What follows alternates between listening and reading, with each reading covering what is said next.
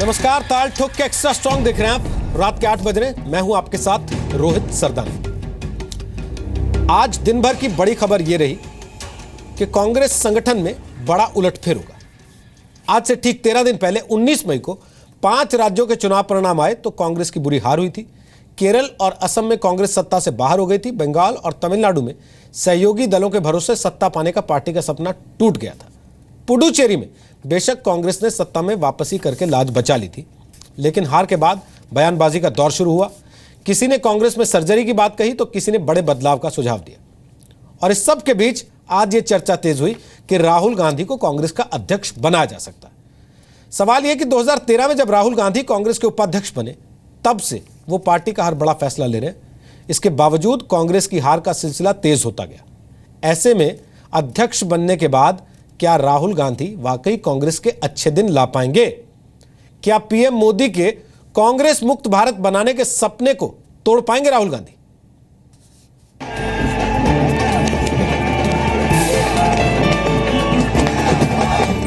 ये तस्वीर 2013 के कांग्रेस अधिवेशन की है।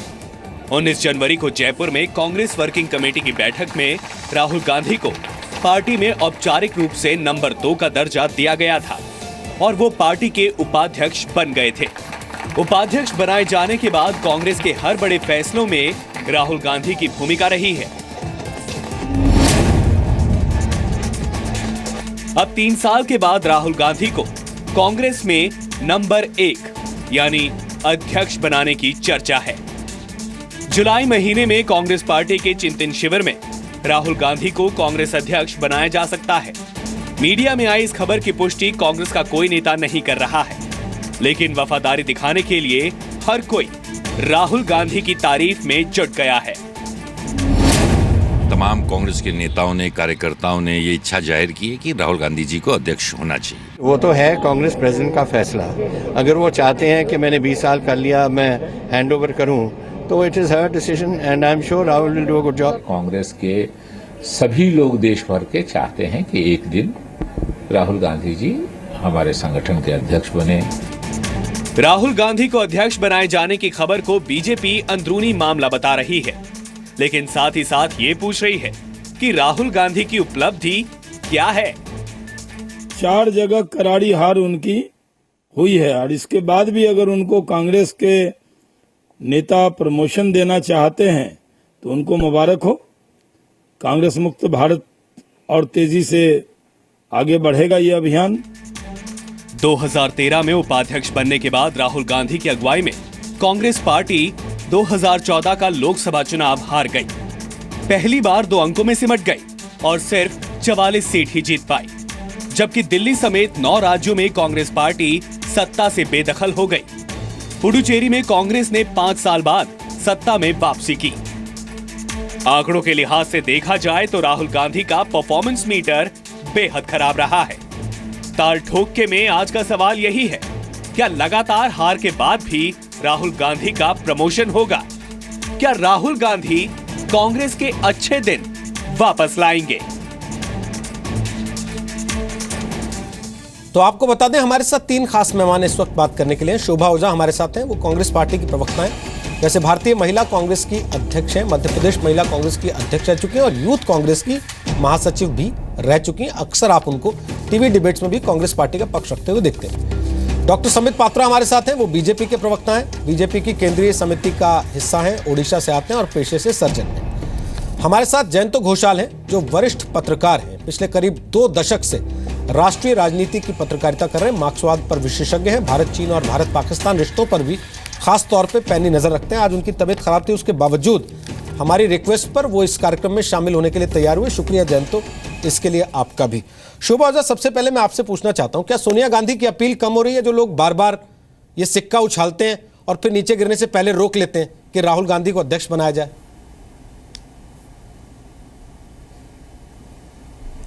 देखिए, सोनिया जी अपना एक लंबा अध्यक्ष काल, बड़े लंबे समय से अध्यक्ष हैं और आज भी सोनिया गांधी की अपील में कहीं कमी नहीं है। राहुल जी के आने का मतलब ये नहीं है कि सोनिया गांधी जी कहीं कोई कमी है इसलिए पीछे हट रही हैं। हर व्यक्ति का एक समय होता है और एक जनरेशन आगे हम बढ़ते हैं, माता पिता बागडोर आगे बच्चों को सौंपते हैं, आगे बढ़ती है कहानी। तो उसी तरह से राहुल जी आज हमारे उपाध्यक्ष हैं और पूरे देश में हमारी कांग्रेस पार्टी ही नहीं, काफ़ी लोग ऐसे हैं, जनता ऐसी है जो चाहती है कि राहुल जी नेतृत्व संभाले कांग्रेस का।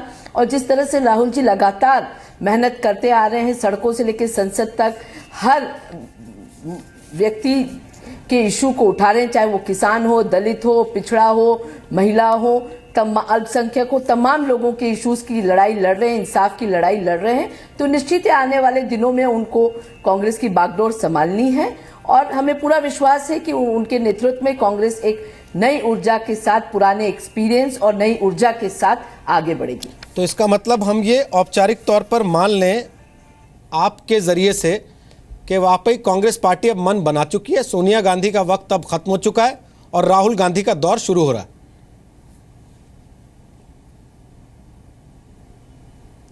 देखिए, सोनिया जी तो रहेंगी मार्गदर्शक के रूप में रहेंगी, एक रोल मॉडल की तरह रहेंगी, पर जहां तक भागादौड़ी का सवाल है, एक नेतृत्व अध्यक्ष बनने का सवाल है, तो निश्चित ही समय आ गया है जब कांग्रेस की बागडोर अब राहुल जी के हाथ में आए। और बहुत लंबे समय से कार्यकर्ताओं की भी ये मांग है कि एक युवा नेतृत्व कांग्रेस को मिले, जिससे कि एक एक्सपीरियंस और एनर्जी के मिश्रण के साथ ये पार्टी आगे बढ़े।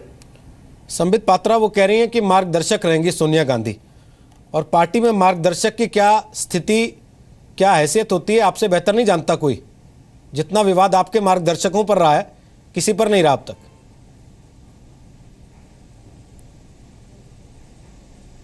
देखिए, उनके पार्टी का तो मार्ग ही शेष नहीं रह गया है, तो दर्शक क्या करेंगे ये अलग विषय है। ये इनका पार्टी का आंतरिक विषय है, किसको बनाते हैं किसको नहीं बनाते हैं। मगर अभी देखिए, शोभा ओझा जी को मैं बहुत सम्मान करता हूं, मगर शोभा ओझा जी ने नहीं कहते कहते भी एक बहुत बड़ी बात कह दी। शोभा ओझा जी ने कहा जैसे माता पिता अपना बागडोर बच्चों को संभाल देते हैं, अब वक्त आ गया है कि ये बागडोर राहुल गांधी को संभाल दिया जाए। ये क्या कोई पारिवारिक संपत्ति है? ये कांग्रेस पार्टी एक पारिवारिक संपत्ति है कि अब माँ जो है बागडोर बच्चे को संभाल देगी और रिटायर हो जाएगी और मार्गदर्शक बन जाएगी? ये आप सोचिए, जो छोटी सी बात शोभा ओझा जी ने कह दी वो कितनी बड़ी बात है। आप अगर सोच के देखें, मेरा तो कहना था एक थरथरा जाएंगे जनरेशन कि से कांग्रेस अगली पार्टी जो अपने जनरेशन आप को- बागडोर लेती है। शोभा जी मैं कंप्लीट कर लूं, मैं शोभा जी मैं कंप्लीट कर लूं, बीच में नहीं बोल रहा था। बिल्कुल सही बात है, आप कहना वो चाह रही थी, मगर ये खूबसूरती होती है एक सटल माइंड का। मैं डॉक्टर भी हूं ना, वैसे आज राहुल गांधी सर्जन बन गए हैं ये अलग बात है, मगर मैं असली सर्जन हूं, याद रखिए। मैं पढ़ लेता हूं मन, साइकोलॉजी ये कहती है कि आप कुछ चीजें शब्दों में कह देते हैं तो आप कहना नहीं चाहते थे। आप ये नहीं कहना चाहती होगी प्रोबेबली कि माँ अपने बेटे को दे दे बागडोर, मगर आपने कह दिया। दूसरी बात, परिवारवाद की बहस एक अलग बहस है, आपको पता है ये लगातार चलेगी। लेकिन अगर राहुल गांधी या कांग्रेस का मार्ग खत्म हो चुका है जैसा आपने कहा, तो सर अमित शाह राहुल गांधी के मार्ग पर क्यों चल रहे हैं? वो उसी जगह से अभियान की शुरुआत करते हैं जहां से पिछली बार राहुल गांधी ने किया था। वैसे ही दलितों के घर जाके खाना खाते हैं, वैसे ही फोटो खिंचाते हैं, वैसे ही उसका प्रचार होता है। अपना रास्ता अलग क्यों नहीं बनाते फिर? नहीं, देखिए, आप कोई गलतफहमी है। आपको क्यों लग रहा है कि हम नहीं चाहते हैं कि राहुल गांधी चीजों के लिए आप राहुल गांधी का मजाक उड़ाते थे ना? राहुल गांधी आज आप खुद कर रहे हैं। और नहीं, देखिए, हम तो ना हम तो चाहते हैं कि राहुल गांधी अध्यक्ष बने। कौन कहता है? मैं तो शोभा जी से बिल्कुल सहमत हूं। शोभा जी, हम लोग कितना भी लड़े शाम को डिबेट में, मैं राहुल गांधी जी को कुछ भी कहूं, आप बिल्कुल रोकना मत, उनको आप अध्यक्ष बनाना। हम भी आपसे सहमत हैं, बहुत टैलेंटेड है, अच्छी बात है, अच्छे लोग आगे आने चाहिए। और जहां तक देखिए दलितों के घर में खाना खाने का सवाल आपने उठाया है, ये विषय अलग है, हम इस पर डिबेट करेंगे। आज केंद्र में राहुल गांधी है, जब इतनी खुशी का माहौल है, आप ऐसे में अलग विषय रखेंगे डिबेट का भी। दूसरी बात, आप देखिए, परिवारवाद को मैं क्यों लेके आया, इसलिए लेकर आया कि कल खुद सोनिया जी ने कहा था प्रधानमंत्री को शहंशाह। मैं कंप्लीट कर लूं मैडम, मैं कंप्लीट कर लूं प्लीज। मैंने टॉपिक से दूर, मैं सोनिया जी और राहुल जी पे रहूंगा, एक इंच भी दूर नहीं जाऊंगा। कल खुद सोनिया जी ने कहा था कि प्रधानमंत्री शहंशाह है। आज शहंशाहियत क्या होती है उसकी परिभाषा देख लीजिए। जब शहजादे की ताजपोशी की खबर आ गई तो इसी को तो शहनशाहियत कहते हैं। जब नेहरू जी के बाद इंदिरा जी के बाद राजीव जी के बाद सोनिया जी, अब सोनिया जी बागडोर जो है राहुल जी को देने वाले हैं, और राहुल जी और प्रियंका जी अब राज संबित जी, करेंगे। आप भूल रहे हैं बीच में केसरी जी भी आए, बीच में नरसिम्हा राव जी भी आए, क्लियर हो गया। ये आप भूल रहे हैं, आपको कांग्रेस का इतिहास नहीं पता है। आप बीच में आए ना बोले। अरे वो आप ही ने खुद शब्दों में वो बीच में आए, उनका कोई इंपॉर्टेंस नहीं, उनका क्या हुआ हम सबको पता है। केसरी जी का और नरसिम्हा जी का क्या हुआ मुझे बताने की आवश्यकता नहीं है। संबित जी, आप अपनी पार्टी का इतिहास जाने और उसके बारे में बोले तो ज्यादा अच्छा होगा। एक चीज, जयंत घोषाल को मैं एक बार लाना चाहता हूँ चर्चा। नहीं, मैं तो खुश हूँ। आप ऐसे नाराज क्यों हो रही हैं? राहुल गांधी अध्यक्ष बन रहे हैं, मैं भी सेलिब्रेशन कर रहा हूँ। ऐसा मत सोचिए कि मैं खुश नहीं हूँ। पात्रा जी, मैं जयंत घोषाल से कमेंट लेना चाहता हूँ। जयंत घोषाल, वो तो 2014 से जिस तरह से भारतीय जनता पार्टी रिएक्ट कर रही है, वो अपने आप में दिखा रहा है कि आप किस तरह से डर रहे हैं राहुल जी के नेतृत्व से और चैलेंजेस से। ठीक, संबित मैं एक बार जयंत से कमेंट लूं। इतना मत डराइए हमें, और मत डराइए बस।